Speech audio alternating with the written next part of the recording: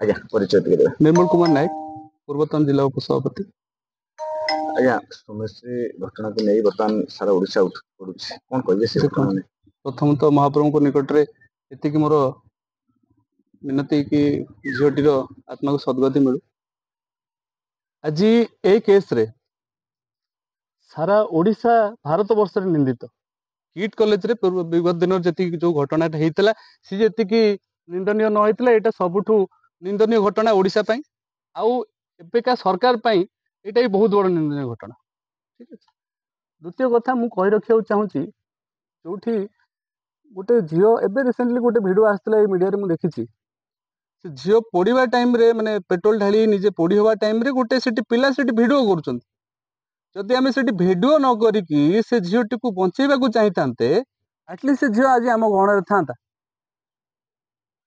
तृतीय कथा से पेट्रोल कॉलेज भितर पहुंचेला किए से झील एत बड़ कांड घटेला केमिति सेठी कौन केत बड़ कॉलेज भितर कहीं नथिले रोकिया 100% रोकी पारथान। तृतीय कथा देखंतु गोटे झील राज्य सरकार को ट्वीट करिछि, आपणकर सेठिका सांसद को जनईछि, विधायक को जनईछि, जिला प्रशासन जानिछि, तापरे से तो कौन सी जगार हेल्प पाइनी तापरे स्टेप नहीं ताहले इटी सरकार दायी कि नहीं? 100% दायी।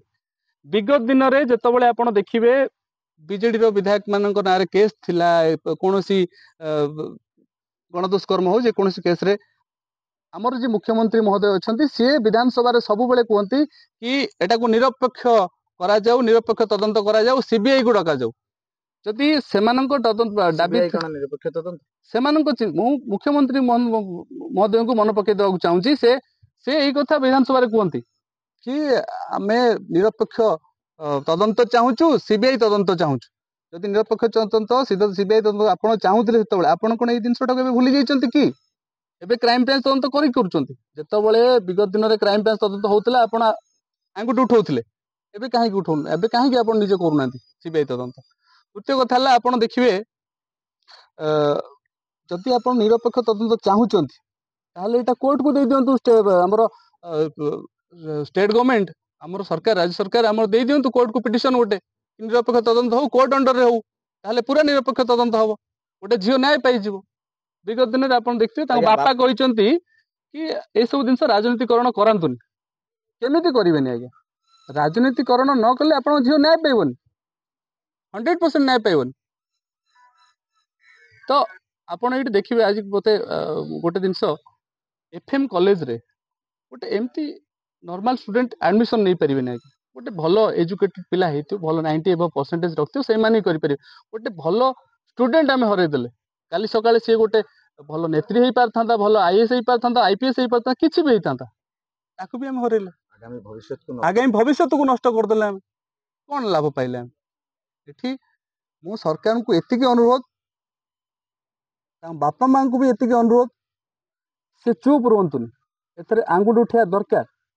बहुत सौम्यश्री गोटे सौम्यश्री जीवन जाइए एमती आप देखिए हजार हजार सौम्यश्री जीवन पलैब जोटा कि आपण मैंने जापर आ जाऊँगी प्रत्येक कॉलेज रे प्रत्येक आपणकर ऑफिस रे झील मान शोषण करा जाउची किंतु से माने इज्जत को जगी से परिवार रो इज्जत को जगी से आगू को आसुना कहूना पैसा बड़ चाप देखिकी से आगू को बढ़ी पारना।